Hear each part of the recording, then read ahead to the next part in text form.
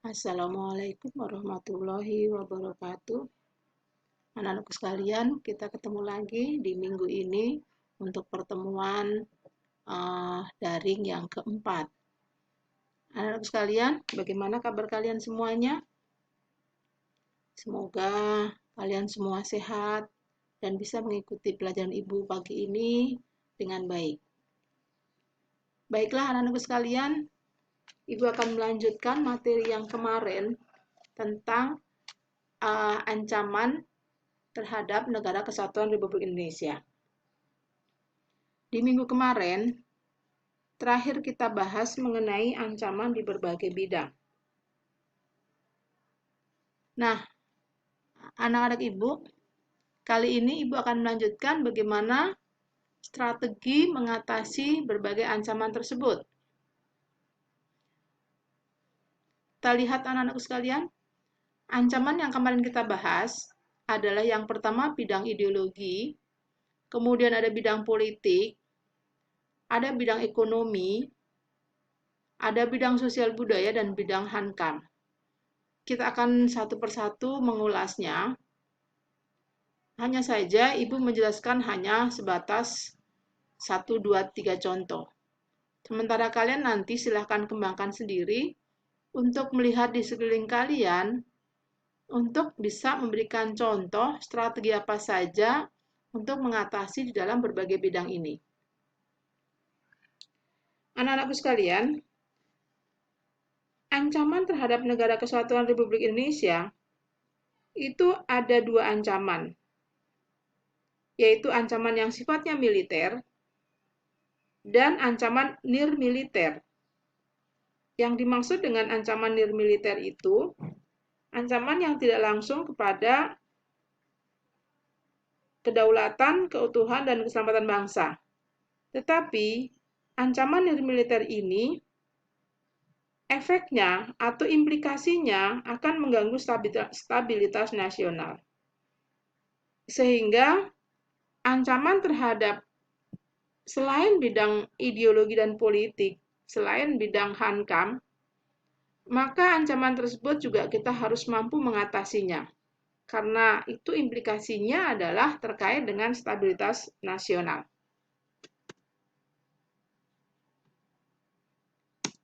Baik, anak-anak kita lanjutkan, kita mulai satu persatu. Ancaman dalam bidang ideologi. Kemarin kita bahas, ancaman dalam bidang ideologi itu adalah mengancam yang terkait dengan dasar negara kita. Nah, strategi di sini adalah bagaimana mencegah meluasnya pengaruh ideologi lain terhadap ideologi Pancasila. Perlu kalian ketahui bahwa ideologi Pancasila itu terlahir, dibentuk, dan disusun oleh bangsa Indonesia sendiri, oleh negara Indonesia sendiri, sesuai dengan situasi, kondisi, kepribadian bangsa Indonesia. Oleh karena itu, jika ada ideologi lain yang kemudian akan menggantikan ideologi Pancasila, tentunya akan tidak sesuai dengan kepribadian bangsa Indonesia.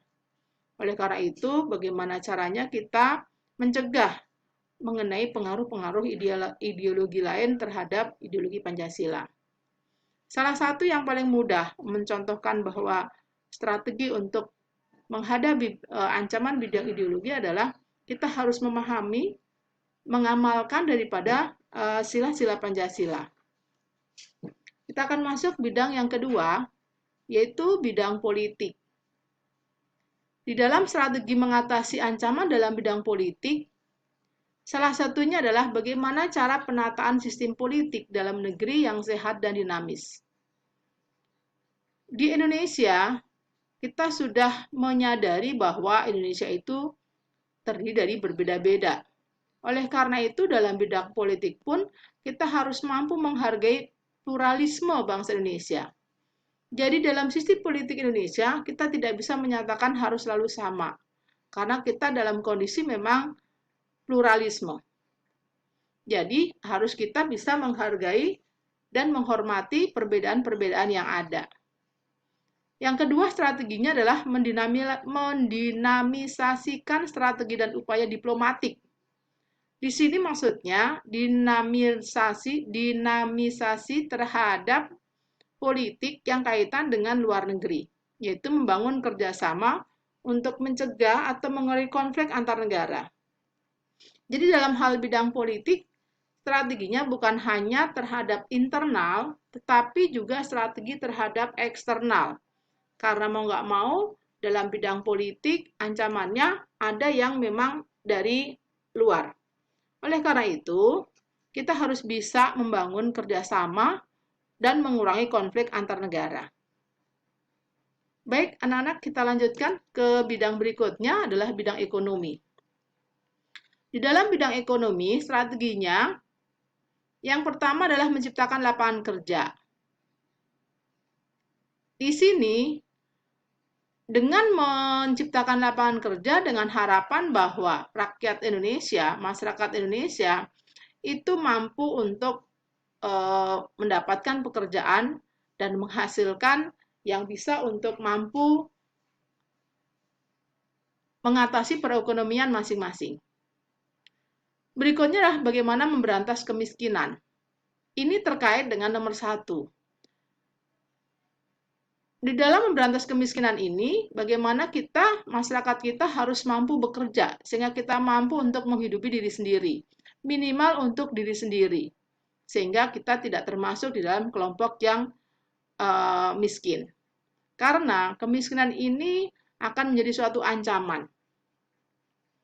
Berikutnya, karena kita sedang dalam kondisi perkembangan teknologi, maka dalam bidang ekonomi pun kita harus mampu mengadakan pemilihan teknologi tepat guna sebagai solusi pemerataan kesempatan tenaga kerja. Jadi maksud di sini adalah di dalam kita kerja tidak harus yang sifatnya semua manual, tetapi bisa memanfaatkan pemilihan terhadap teknologi tepat guna. Karena kondisi globalisasi, kondisi yang sekarang sudah begitu maju, maka teknologi menjadi salah satu pilihan untuk pemerataan kesempatan tenaga kerja. Baik, kita lanjutkan lagi. Strategi untuk mengatasi dalam bidang sosial budaya. Nah, di dalam sosial budaya ini ada dua, ada bidang sosial sendiri, budaya sendiri. Tetapi bisa saja sosial budaya itu adalah saling keterkaitan. Salah satunya program untuk meningkatkan rasa kecintaan terhadap budaya. Kita tahu bahwa budaya kita sendiri sudah mulai ditinggalkan oleh masyarakat Indonesia. Oleh karena itu, kita berusaha untuk bagaimana memiliki program yang sifatnya meningkatkan rasa kecintaan terhadap budaya. Sering ada slogan-slogan cinta tanah air, cinta budaya, cintaya budaya lokal. Nah, keterkaitan ini, maka programnya adalah melestarikan budaya lokal. Jadi, budaya lokal itu di masing-masing daerah silahkan untuk mengembangkan dan untuk dilestarikan. Karena hal ini, budaya lokal ini akan bisa untuk mengatasi terhadap ancaman terhadap budaya. Berikutnya adalah memberikan batasan terhadap media yang membawa dampak buruk. Kita tahu bahwa media sosial itu sangat pesat perkembangannya.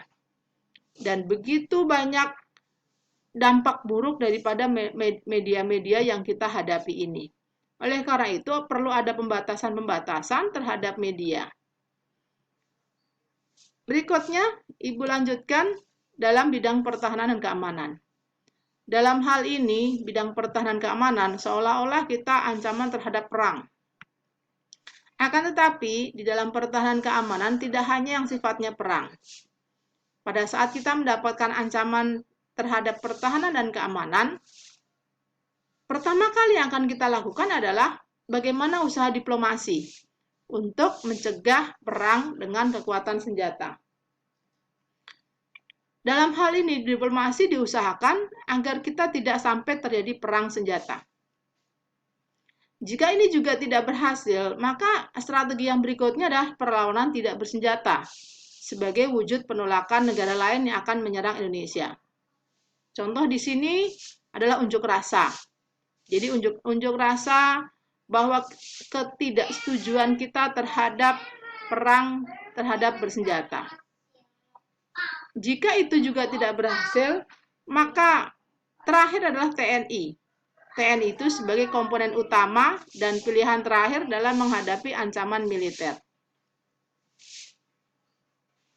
Baik, anak-anakku sekalian, kita lanjutkan setelah kita menghadapi strategi ancaman, maka kita akan lanjutkan materi berikutnya adalah ketahanan nasional. Ketahanan nasional. Konsep mengenai ketahanan nasional.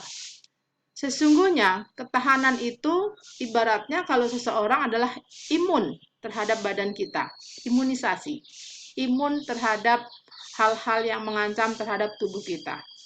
Nah, kalau konsep ketahanan nasional bisa diartikan adalah kondisi dinamis suatu bangsa yang berisi keuletan dan ketangguhan yang mengandung kemampuan untuk mengembangkan kekuatan nasional. Artinya di sini ketahanan nasional itu adalah bagaimana ketangguhan kita ya, dalam mengembangkan kekuatan nasional. Jadi imunitas bangsa Indonesia dalam mengembangkan kekuatan nasional. Nah, di dalam ketahanan nasional itu terdapat 3 perspektif, 3 pandangan. Yang pertama disebut sebagai ketahanan nasional sebagai kondisi. Maksudnya di sini, ketahanan nasional sebagai suatu penggambaran atas keadaan yang seharusnya dipenuhi. Keadaan atau kondisi ideal memungkinkan suatu negara memiliki kemampuan mengembangkan kekuatan nasional sehingga mampu menghadapi segala macam ancaman dan gangguan. Jadi ketahanan nasional sebagai kondisi artinya kondisi suatu negara itu yang mampu mengembangkan kekuatan nasional. Perspektif yang kedua, ketahanan nasional yang terkait dengan pendekatan. Nah, yang kaitan dengan pendekatan di sini adalah integral dalam arti pendekatan yang mencerminkan antara segala aspek, baik pada saat membangun maupun pemecahan masalah kehidupan. Yang diartikan di sini bahwa ketahanan nasional sebagai pendekatan bagaimana integral penyatuan daripada bangsa Indonesia di dalam membangun maupun memecahkan masalah kehidupan. Dan perspektif yang ketiga, ketahanan nasional sebagai doktrin. Artinya adalah konsepsi khas Indonesia yang merupakan jajaran konseptual tentang pengaturan dan penyelenggaraan bernegara. Jadi merupakan suatu doktrin, ya, suatu ajaran, suatu doktrin tentang pengaturan dan bagaimana penyelenggaraan sebuah negara. Nah, itu ketahanan nasional di dalam 3 perspektif. Anak-anakku sekalian, materi untuk ancaman terhadap Negara Kesatuan Republik Indonesia berakhir sampai di sub pokok bahasan ketahanan nasional. Jadi sampai di sini materi Ibu, silahkan kalian baca, sekalian kalian pelajari, kemudian setelah ini silahkan kalian untuk mengikuti evaluasi.